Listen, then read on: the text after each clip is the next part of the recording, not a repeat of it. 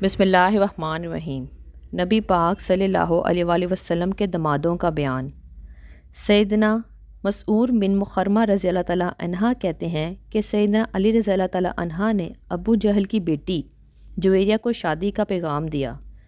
یہ خبر سیدہ فاطمہ الزہرا کو پہنچی تو وہ نبی پاک صلی اللہ علیہ وآلہ وسلم کے پاس آئیں اور کہا کہ آپ کی قوم والے یہ کہتے ہیں آپ کو اپنی بیٹیوں کے ستانے پر کوئی غصہ نہیں آتا، اسی کا اثر ہے اب علی رضی اللہ تعالیٰ عنہ ابو جہل کی بیٹی سے نکاح کرتے ہیں۔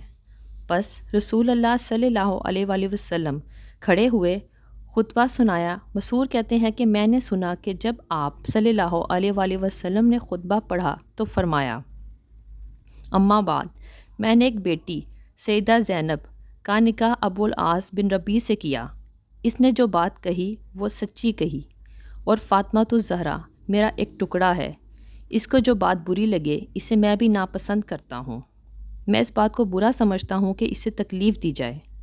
اللہ کی قسم، اللہ کے رسول صلی اللہ علیہ وآلہ وسلم کی بیٹی اور اللہ کے دشمن کی بیٹی ایک آدمی کے نکاح میں جمع نہیں ہو سکتی۔